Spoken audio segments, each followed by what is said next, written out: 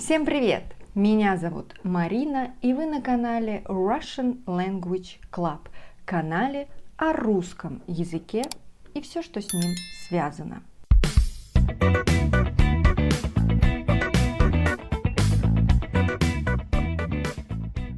Сегодня я расскажу о 5 фразах русского языка, которые часто сбивают с толку иностранцев. Сбивают с толку или даже удивляют. Некоторые фразы звучат странно, другие совсем не так, как переводятся. Давайте сегодня и разберемся в этих фразах. Первая фраза «ни пуха, ни пера». Вообще, когда переводишь эту фразу, она кажется совершенно нелогичной.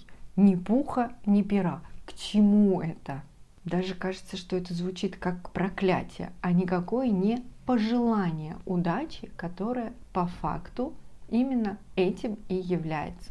В общем, фразу «ни пуха, ни пера» мы всегда говорим перед каким-то важным для нас событием, которое очень похоже на экзамен, на какое-то собеседование, на интервью, когда вам необходимо выполнить какое-то действие, и это действие в дальнейшем повлияет на вашу жизнь.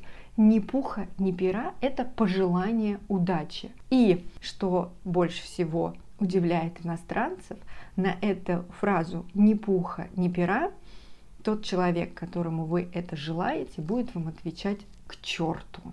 Совершенно нелогичная ситуация, но такая ситуация существует. Вот такое вот у нас позитивное начало видео. Следующая фраза «душа ушла в пятки». Даже не стоит смотреть, как это выглядит в реальности. И это не значит, что человек умирает. Нет, не нужно его спасать. Это мы так говорим о людях, которые очень сильно испугались. Да? Они до такой степени испугались, что душа решила спрятаться. Кстати, когда мы говорим душа, она у нас где-то рядом с сердцем. И душа прячется от испуга, убегает в пятки. Точнее, душа ушла в пятки. Типичный русский способ сказать «мне было страшно». Душа ушла в пятки. Фраза 3. У него руки не из того места растут. Или у нее руки не из того места растут. Руки растут не из того места. Кажется тоже, где логика, как руки могут расти из какого-то другого места. Нет, это не о теле, это о способности хорошо делать какие-то вещи, какие-то дела.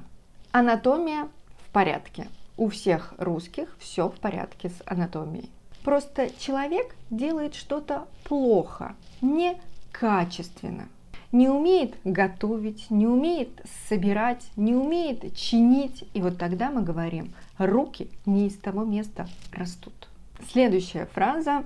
Знаю, что о ней уже очень много разных мемов в интернете. И звучит она «да, нет, наверное».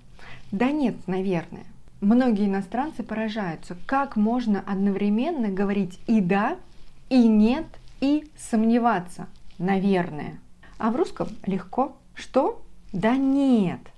Или все-таки наверное. Что? Да? Нет? Или все-таки наверное? Типичная фраза, в которой 3 уровня неопределенности. И все понятно только русским. Да нет, наверное. Скорее всего, это именно нет. Но мы не уверены, что это нет, да, то есть это фактически ответ нет, наверное. Скорее всего, нет. Вот такой вот неуверенный отказ. Следующая фраза «сколько можно?».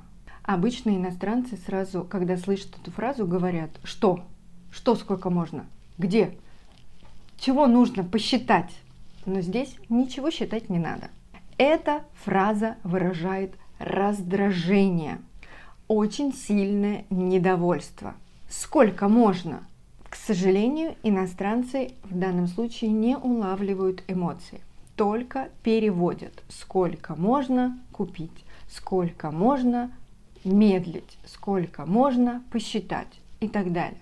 Нет, мы можем просто сказать «сколько можно?». И мы фактически задаем вот такой вот некий риторический вопрос, когда мы устали ждать, мы хотим каких-то действий и говорим «да сколько можно?». Видите, я еще и добавила «да». Если вы услышали эту фразу, то будьте осторожны. Это значит, что кто-то очень сильно раздражен, на грани взрыва. Эта фраза раздражение, сильное недовольство. Сколько можно? И мы ее обычно не продолжаем. А вот если уже продолжаем, то все эти кипящие эмоции мы как раз и скажем, озвучим. Итак, русский язык — это не только грамматика, это далеко не только грамматика, но и культура. И есть какие-то своеобразные фразы, которые очень многое расскажут о культуре, о русской культуре, о культуре людей, которые говорят на русском языке. Какая фраза удивляет вас? Может быть, из тех, которые я назвала, может быть, у вас есть ваша история с какой-то фразой на русском языке. Напишите в комментариях, с удовольствием посмотрю, почитаю и подумаю над вашими фразами. И мы все вместе здесь учим русский язык. Подписывайтесь, давайте дружить и общаться в социальных сетях. Пока-пока, до скорой встречи. Кстати, если вам нравятся подобные видео, где я рассказываю какие-то фразы идиоматические или какие-то выражения, которые часто говорят русские, то тоже напишите, может быть, таких видео на канале будет больше. Пока-пока!